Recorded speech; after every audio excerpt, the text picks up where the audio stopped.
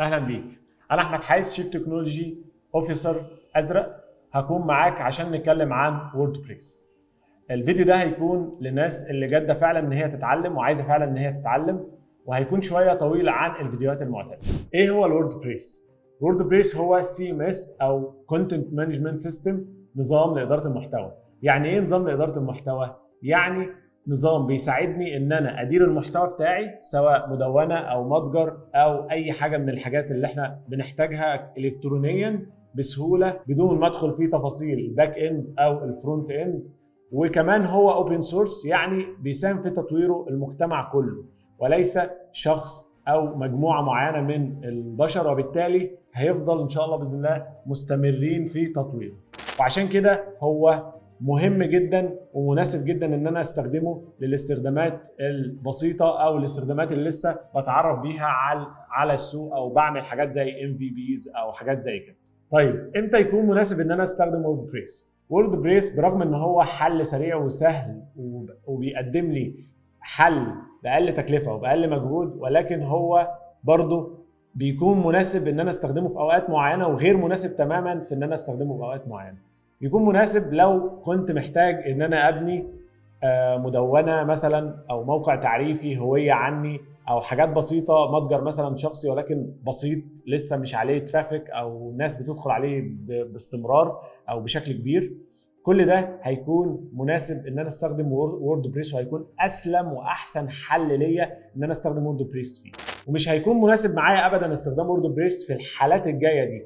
اول حاجه ان انا يكون عندي ترافيك عالي جدا او ناس بتدخل على المتجر بشكل كبير جدا، وده مستحيل ووردبريس تقدر ان هي توفر او تخدم عليه. هيحصل معايا مشاكل كبيره، وبالتالي هوصل ان حل ووردبريس مش مناسب ليا.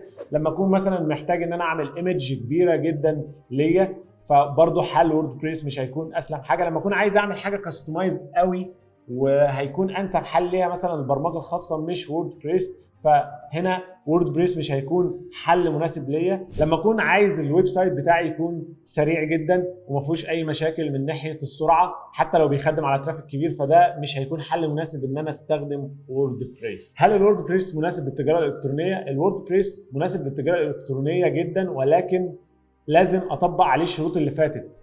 اول شرط ان هل انا محتاج ترافيك كبير جدا عندي بيدخل على المتجر بتاعي، او ناس كتير في نفس الوقت بتدخل. لو عندي ناس كتير بتدخل في نفس الوقت هيكون ووردبريس مش مناسب ليا. لو انا عندي منتجات مثلا كتير جدا، مجموعه مثلا تعدي 10000 منتج، او مجموعات كتيره جدا من الفاريانز اللي موجوده في المنتجات، كل الكلام ده ابدا بقى اختار حاجات تانية غير ووردبريس. بس الووردبريس مناسب معايا لو انا البيزنس بتاعي صغير، الناس اللي بتدخل لي مش كبير، مش عدد كبير، عدد المنتجات اللي عندي مش كبير. كل الكلام ده بيخليني ان ووردبريس انسب حل ليا. في حلول تانية طبعا، ولكن احنا بنتكلم هنا عن ووردبريس، فاحنا هنركز اكتر في كل الكلام اللي احنا بنتكلمه عن ووردبريس. هل الووردبريس ممكن بسهوله يتهكر؟ الووردبريس زيه زي اي سيستم موجود في الحياه، ممكن جدا يتهكر. فيسبوك ومايكروسوفت وجوجل، كل الشركات دي بتتعرض للاختراق والهاكينج بشكل دوري ويومي، ولكن هم بيحاولوا يطوروا دايما الانظمه دي. ووردبريس بسبب انه اوبن سورس، وبالتالي ليه كوميونتي او مجتمع كبير جدا، بيحاولوا دايما طول الوقت يجربوا او يطوروا فيه، وبيقدموا حاجات طول الوقت جديده، وكل شويه في حاجات بتنزل. ده بيخلي دايما ووردبريس معرض ان هو يخترق، ولكن في دايما نصائح او حاجات معينه بنتبعها وبنعملها علشان نبدا نحسن الموضوع ده ونخليه ما يحصلش، او يبقى صعب جدا ان هو يحصل. زي اننا مثلا نصعب كلمه المرور، ما نعملهاش الكلمات المتبعه زي مثلا ادمن او اسمي ورقم التليفون. الحاجات دي كلها بتتخمن. في ناس كتير جدا بتبدا تقول لا ده مش هيخطر على بال حد ان هو يجرب حاجه زي كده. هو ما عادش اصلا شخص بيجرب بنفسه، هو بقى في سيستم كده بيبقى متضاف فيه كل الباسوردز الشائعه، ويبدا السيستم ده يجربها ورا بعضها، وبالتالي بيقدر ان هو يخترق الووردبريس بسهوله جدا. في مواقع كتير جدا ووردبريس بتخترق بس بسبب حته ان هو مسهل كلمه المرور بتاعه الادمن، ومخليها ادمن او مخليها ادمن 1 2 3 الحاجات دي كلها. وبالتالي في برامج بتجرب وبتبدا ان هي تخمن الكلام ده بسهوله، وما عادش في حته انه ما حدش يتوقع الكلمه السهله او الكلام ده كله.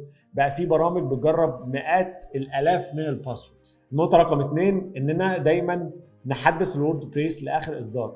ليه نحدثه لاخر اصدار؟ لان كل اصدار بينزل بيبقى فيه ثغرات معروفه معينه بيبقى عارفينها الكوميونتي اللي بيطوروا فبيحلوها، وبالتالي برضو في كوميونتي تاني بيشتغل على ووردبريس ان هو يخترقه، فبيبقى عارف انه الفيرجن مثلا رقم كذا مخترق او في ثغره كذا، فيبدا ان هو يستغل هذه الثغره لو لقى ان ووردبريس مش متحدث لاخر اصدار. طبعا تحديث ووردبريس لاخر اصدار بيبدا يسبب مشاكل او بعض مشاكل في الموقع علشان الاضافات.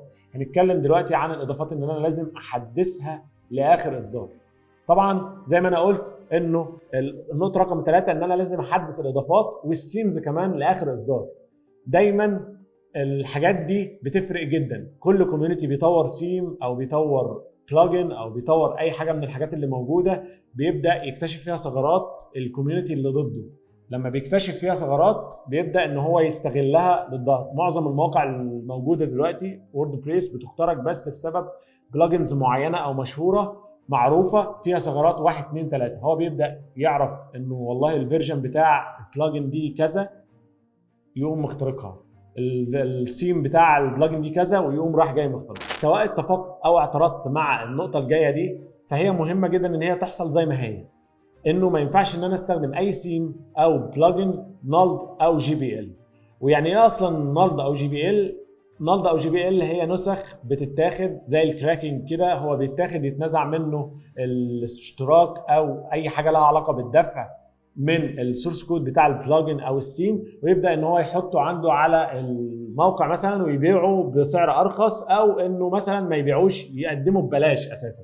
فالحته دي او الحاجات دي اصلا البرمجيات دي بشكل عام بتبدا او التولز دي كلها سلبيه او كلها بتبدا تاثر على الموقع بشكل سلبي جدا. اولا مش بتتحدث لاخر اصدار فبتخالف النقطه اللي فوقها ان انا ما حدثتش الووردبريس لاخر اصدارات، او مش الووردبريس بس كمان البلجن والسيم. وفي نفس الوقت بتحاول ان هو اللي عمل حاجه زي كده هو عملها علشان مصلحه معينه، مش بس ان هو راح قرأ سورس كود بتاع بلجن او سيم معين وبدا ان هو يشتغل منه الاشتراك كده بدون اي مقابل. لا، هو محتاج مقابل معين. المقابل ده ممكن يكون ان هو اختراق موقعك او ان هو يحط حاجات معينه على موقعك من غير ما انت اصلا تعرف. معظم الناس اللي بتحط الجي بي ال او النال بيبقوا مخترقين ومن غير ما يعرفوا. وشكرا ليك لانك كملت الفيديو للاخر.